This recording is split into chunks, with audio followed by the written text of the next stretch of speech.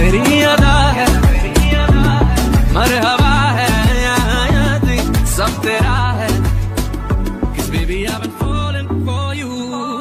Hello বন্ধুরা, তোমাদের মাঝে হাজির হয়েছি welcome to Waikiki drummer second part নিয়ে। যারা প্রথম পার্টটি দেখোনি তারা আমার ডিসক্রিপশন বক্সে লিংক দেয়া আছে, দেখে নিতে পারো। আর যারা দেখেছো তারা তো নিশ্চয়ই জানো এটা কি পরিমাণ কমেডি মুভি। তো আর বক বক না করে চলো মূল গল্পে ফিরে যাই। আগের পার্টে আমরা দেখেছি সুসু তার বয়ফ্রেন্ডের সাথে সব কিছু ঠিক করে নেয়। পরের দিন সুসু আর তার বয়ফ্রেন্ড আবারও ডেটে যায়। তখনই সুসু ফলো করে তার বয়ফ্রেন্ডের নাক থেকে ব্লাড বের হচ্ছে। সুসু এই বিষয়ে তার বয়ফ্রেন্ডকে জিজ্ঞেস করলে তার বয়ফ্রেন্ড বলে হয়তোবা কাজের প্রেশারের কারণে এমনটা হচ্ছে। কিন্তু আসল ব্যাপারটা হলো এই গাধাটা সব সময় তার নাকে আঙুল দিয়ে গোতাতেই থাকে, আঙুল দিয়ে খুঁচাতে থাকে, যার কারণে নাক থেকে ব্লাড বের হতে থাকে। তার এমন গোতানো দেখা আমার তো মনে হচ্ছে সে কোনো ওয়ালে ড্রিল মেশিন দিয়ে গর্ত করছে।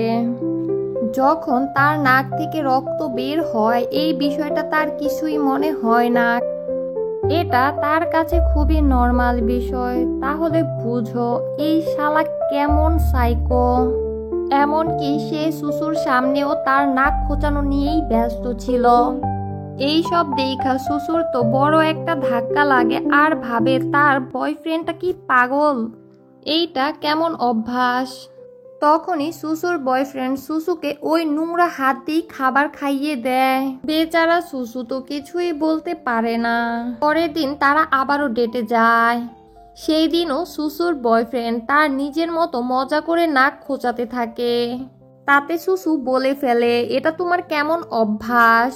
তখন তার বয়ফ্রেন্ড বলে আমি যদি তোমার মতো দাড়িওয়ালা একটি মেয়েকে ডেট করতে পারি তাহলে আমার নাক খোঁচানো নিয়ে তোমার সমস্যাটা কি। তারা তখন এই বিষয় নিয়ে ঝগড়া করতে থাকে। তখন পুরো রেস্টুরেন্টবাসী জেনে যায় তারা আসলে কেমন।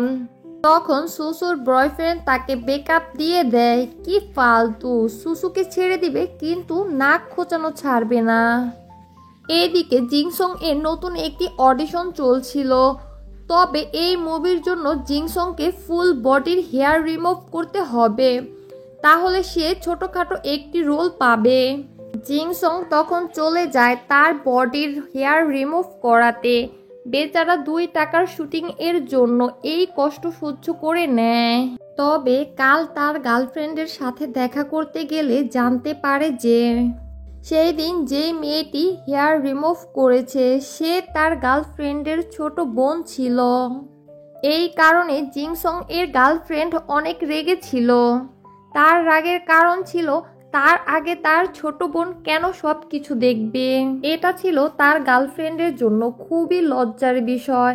এত কিছুর পরেও সে ভাবে পরে তার গার্লফ্রেন্ডকে মানিয়ে নেবে। এরপর জিংসং বাসায় আসে আর বাসায় এসে ন্যান্সির সাথে গরম গরম নুডলস নিয়ে কুত্তার মতো লড়াই করতে থাকে।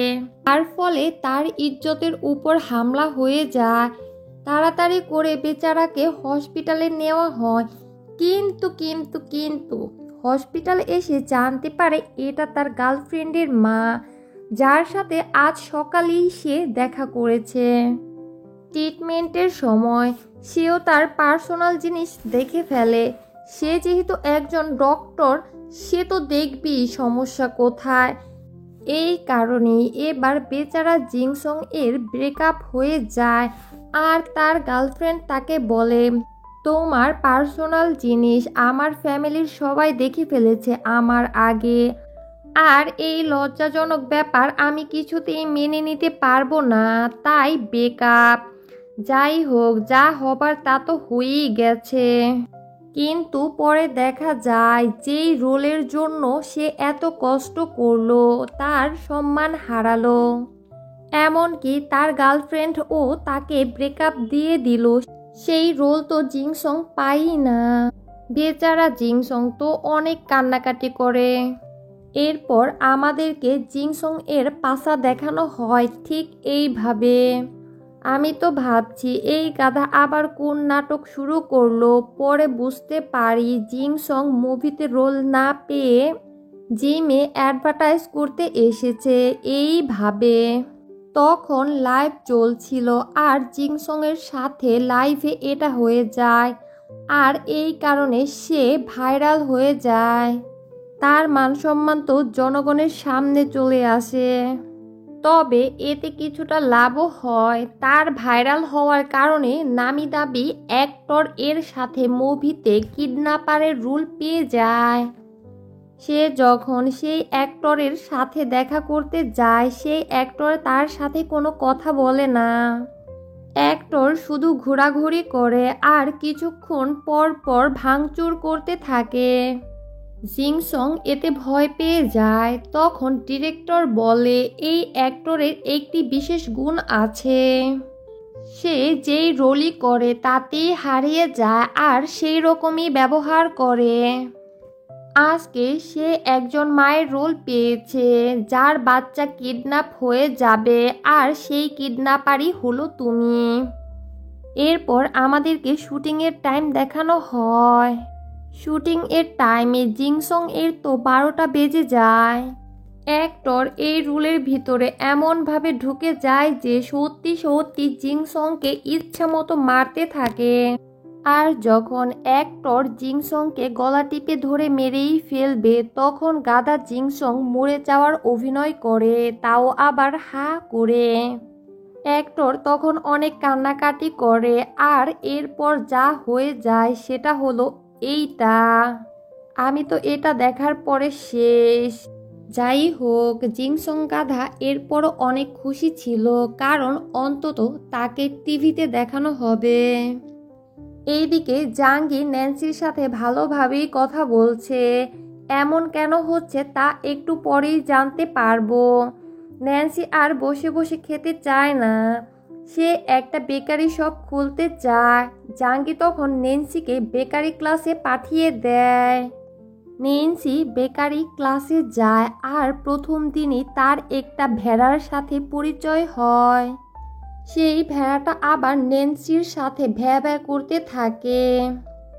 জাহাঙ্গীর আবার ন্যান্সিকে ওই ভেড়ার সাথে দেখে ফেলে আর জেলাস হয়ে পড়ে। তোমরা এখনো বুঝতে না পারলে আমি বলছি, আমাদের জাহাঙ্গীর ন্যান্সিকে পছন্দ করতে শুরু করেছে, কিন্তু সেটা এই গাধা মানতেই চাচ্ছে না। কারণ যে ন্যান্সিকে সে এত বকেছে তাকে সে এখন পছন্দ করতে শুরু করেছে। এরপর আমরা গাধা মিয়াংকে দেখতে পাই, যে কিনা অনেক কষ্টে একটি নভেল শেষ করে ডিরেক্টরকে দেখায় আর মনে মনে ভাবে এই বেটা তো এমন নভেল বাপের জন্মেও দেখেনি। কিন্তু ডিরেক্টর তার নভেলের ইজ্জত পাংচার করে দেয়। এটা কি নভেল নাকি বাচ্চাদের গল্প? ডিরেক্টর তখন মিয়াংকে একটু দুষ্ট মিষ্টি রোমান্টিক এবং অ্যারোটিক নভেল লিখতে বলে। মিয়াং তো ছিল ভোলাবালা, সে তো রাজি হয়ে যায়, কিন্তু সে তো আর এই সম্পর্কে জানতো না। তাই সে আগে অ্যারোটিক সম্পর্কে জানতে চায় আর এটা দেখতে গিয়ে সব কিছু তো তার মাথার উপর দিয়ে যায়। এমনিতেই তাদের সবার জীবনে সমস্যা আর সমস্যাই চলছে, তার ওপর আবার পরের দিন সকালে নতুন সমস্যা চলে আসে। আসলে এই ফকিরগুলি অনেক দিন যাবৎ গ্যাসের বিল দেয়নি, তাই গ্যাস অফিসের মালিক চলে আসে। তখন এই ফকিরগুলি হাতে পায়ে ধরে 1 মাসের সময় নেয় বিল পরিশোধ করার জন্য। পরের সিনে আমরা দেখি রাতে জাহাঙ্গীর সাথে তার এক্স গার্লফ্রেন্ড সুজিং এর দেখা হয়ে যায়। আসলে সুজিং যে পোলার জন্য জাহাঙ্গীরকে ব্রেকআপ দিছে সেই পোলা তো ছিল আরো বড় ছেঁচড়া। তার তো রেস্টুরেন্ট ছিলই না, বরং সে সুজিং এর সাথে ছেঁচড়ামি করে সুজিং এর টাকা পয়সা নিয়ে পালাই যায়। সুজিং এর মতো মেয়ের সাথে তো এটা হওয়াই উচিত। খিচুড়ি বলে নিন্দাইছে আমাদের জাহাঙ্গীরকে, এখন কান্দস কেন রে বইন? যাই হোক, সুজিং এর কান্নাকাটি দেখা জাহাঙ্গীর তো তার উপর মায়া হয়। শত হলেও এক্স বলে কথা। আর সুজিংকে তার গেস্ট হাউসে কিছুদিন থাকতে বলে। সুজিংকে দেখে বাসার সবাই তো জাঙ্গিকে অনেক কথা শোনাচ্ছিল, আর সুসু তো আরো রেগে যায়, কারণ সুজিং তার ভাইকে একটা বড় লোক পোলার জন্য ছেড়ে দিছে। পরের দিন সকালে আমরা সুজিংকে দেখতে পাই। সুজিং বলে তার নাকি লজ্জা লাগছিল তার এক্স বয়ফ্রেন্ডের বাসায় থাকতে, তাই সে অন্য বাসা নিবে বলে। কিন্তু তার কাছে যেহেতু টাকা ছিল না, তাই সে ভাবে তার ব্যান্ডের ব্যাগগুলো বিক্রি করে দিবে। কিন্তু আমি বলি জাঙ্গি মিয়াং, জিংসং ও সুসুর মতো সুজিংও ছিল চরম লেভেলের গাধি, যার কারণে মেয়েটি ব্যাগ কেনার কথা বলে সবগুলো ব্যাগ নিয়ে ঠিক এইভাবে পালায়া যায়। আর এই গাধি এইভাবেই তাকায় থাকে। এইদিকে আবার মিয়াং অনেক কষ্টে তার নতুন এরোটিক নভেল শেষ করে।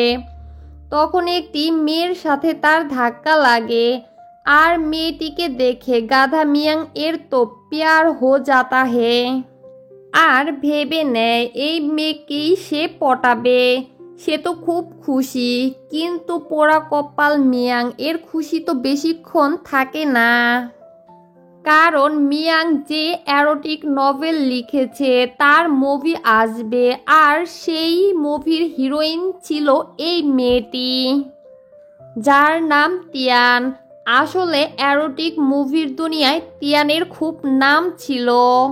যখন এটা মিয়াং জানতে পারে, সে ভাবে কি কপাল রে সালা, যাকে পছন্দ করলাম সে নাকি এরোটিক মুভির স্টার। রাতে তারা সবাই মিলে একটা গেম খেলছিল। তখন ন্যান্সির টান আসলে সুসু তাকে প্রশ্ন করতে চায়। সুসু ন্যান্সিকে তখন প্রশ্ন করে ফুর বাবার ব্যাপারে। এই প্রশ্ন শুনে সবাই তো ভাবছিল ন্যান্সির তো খারাপ লাগবে, তাই সেটা স্কিপ করতে বলছিল। তবে তখনই ন্যান্সি বলে, এই বিষয় এড়ানোর কিছুই নাই, যেহেতু আমি তোমাদের সাথে আছি তাই আমার সম্পর্কে তোমাদের জানার অধিকার আছে। এই বলে ন্যান্সি তার জীবন কাহিনী বলতে থাকে। সে অনেক ধনী আর ভালো ফ্যামিলির মেয়ে ছিল। তার বয়স যখন 2 বছর তখন তার বাবা মা একটি অ্যাক্সিডেন্টে মারা যায়। এরপর থেকে সে তার আত্মীয় স্বজনদের কাছেই বড় হতে থাকে।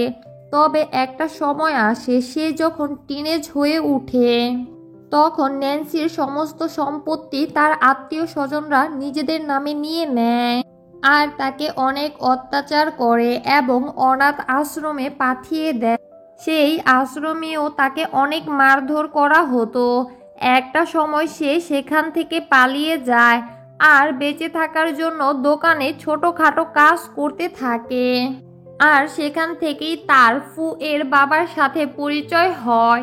এক সময় তারা রিলেশনে যায়, কিন্তু ছেলেটার ফ্যামিলি ন্যান্সিকে মেনে নেয় না।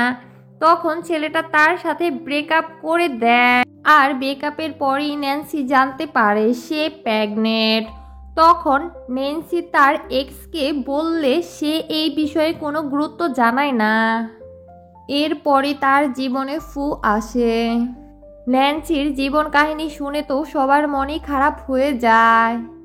এদিকে গাধি সুজিং তো তখন পুরাই ফকির, যাও ছিল কয়েকটা ব্যাগ তাও এক চুন্নিমাইয়া নিয়া পালাইছে। তাই সে আবার নির্লজ্জের মতো জাঙ্গির কাছে চলে আসে। আর কি, জাঙ্গি তাকে আবারও গেস্ট হাউসে থাকতে দেয়। বাসার সবাই তো তখন ভাবে জাঙ্গি মনে হয় এখনো এই পেতনিকেই পছন্দ করে, তাই তো জাঙ্গি আবারও এই পেতনিকে বাসায় নিয়ে এসেছে। তখন জাঙ্গি বলে তার সুজিংয়ের প্রতি কোনোই ফিলিংস নেই। হঠাৎ জাঙ্গির মাথায় আসে গ্যাস বিলের কথা। তারা যদি এখনো বিল পরিশোধ করতে না পারে তাহলে গ্যাস অফিসের ওনার তাদেরকে পুলিশে দিয়ে দিবে। আজকের মতো এই পার্টটি এখানেই শেষ করছি। ফিরে আসছি পরবর্তী পার্ট নিয়ে। ভিডিওটি ভালো লাগলে অবশ্যই একটি সাবস্ক্রাইব করে দিও।